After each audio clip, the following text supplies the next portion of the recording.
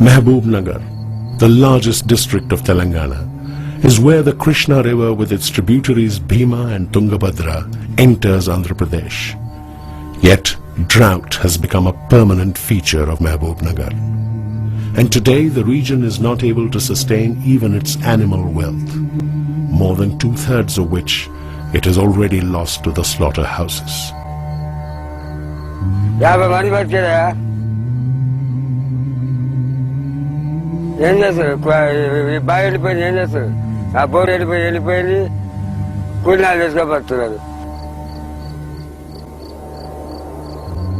The once land-owning farmers are landless laborers now.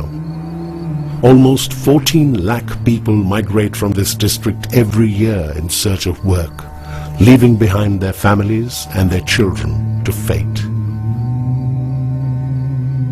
Uncared and abandoned, some die of starvation.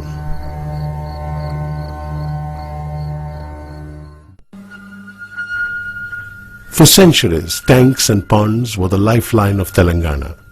More than 1.5 lakh such water bodies once dotted this landscape, sometimes linked in a chain with provision for overflows from one to another. But this centuries-old heritage of water harvesting has almost gone. A willful and deliberate neglect of these resources has reduced the area under tank cultivation to less than 1/4 now. Deprived of surface water, the Telangana farmer had no option but to explore groundwater. But this overdependence on this subsoil resource has led to a situation where even at 700 feet, one is not sure of finding water, and certainly not before several attempts. The Telangana farmers have sunk more than 20,000 crores of rupees of their own money so far on borewells and pump sets, while the state subsidized the rest of Andhra by diverting surface water and maintaining their projects and canals out of the public fund.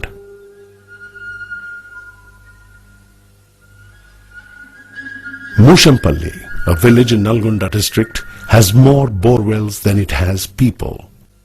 Almost 6,000 borewells were drilled in this one village, but only a few hundred work now, and even these when there are no power outages.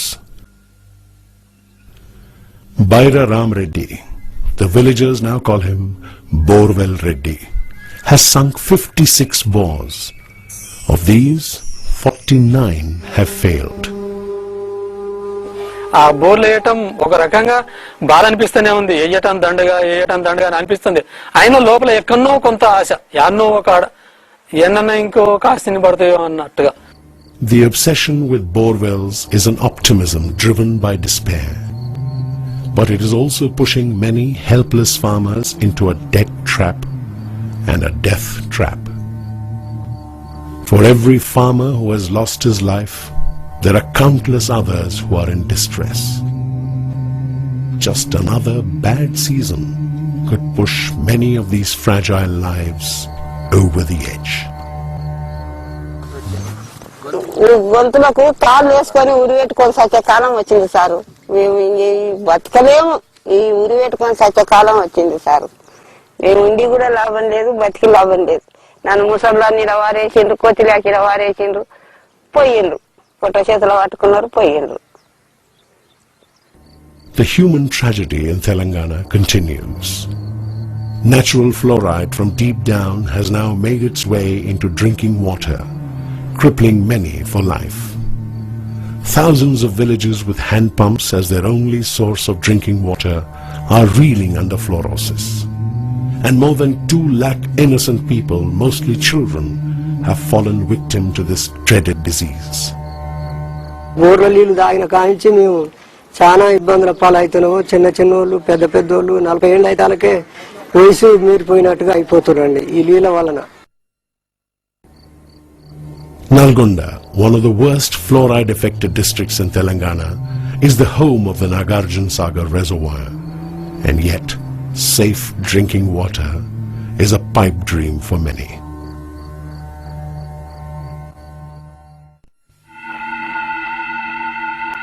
For the people of Telangana, however, the saga of denial and disadvantage doesn't end with river waters. It penetrates every aspect of their life. But the loss of educational and employment avenues were not just a loss of individual opportunities for the people, but of a collective dream of rebuilding their lives and their land. From the State Secretariat to the High Court, everywhere Telanganites have faced continuous rejection, even from their share of opportunity. The Andhra Pradesh Secretariat accommodates just 8% of its workforce from this region, while the High Court, the very abode of justice, has not more than 20% people from here in its ranks. And sadly, not a single Telangana person in the last so many decades was ever allowed to grace the seat of the Advocate General, although they have been distinguishing themselves elsewhere. The recent appointments of mere 7 persons of Telangana origin among the 86 magisterial positions only goes to show that even today, the injustice continues. Suppressed for centuries, the people of Telangana were always a disadvantaged lot. Denial of education, social and cultural expression, and political access, all these had pushed them to the margins.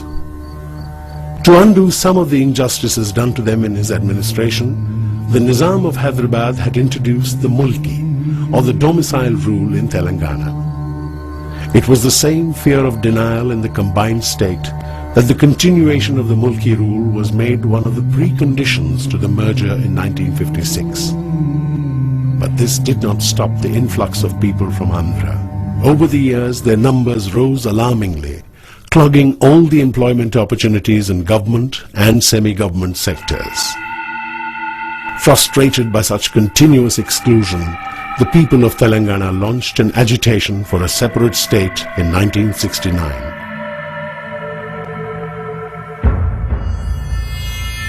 More than 400 youth died in this movement. A spate of new accords was signed, orders issued, and formulae devised to pacify the agitating masses. Government orders were issued in 1969 and again in 1985 to repatriate about 82,000 employees who had usurped the jobs of the Telanganites. But none of these were ever implemented. On the contrary, the violation of the Mulki norms continued by devious ways.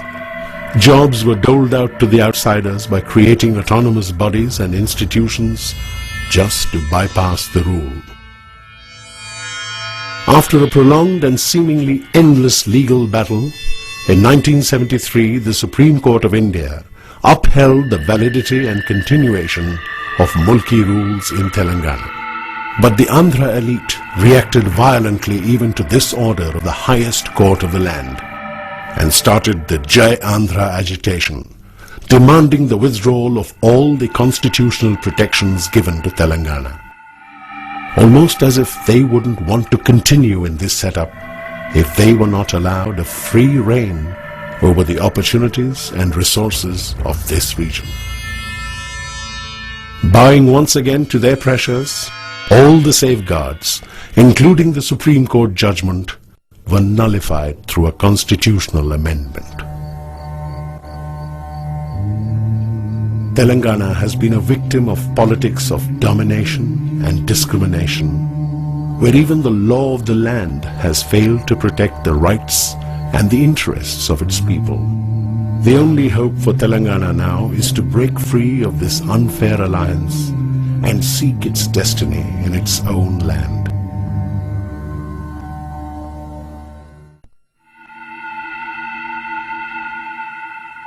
It has indeed been a long and difficult journey for the Telangana movement, but it never ceased. Because the denial of political, economic and social opportunities and the assault on Telangana's language, culture and identity never stopped. While some people continued to bear their loss and suffering silently, many others have been relentlessly fighting for the restoration of Telangana's state.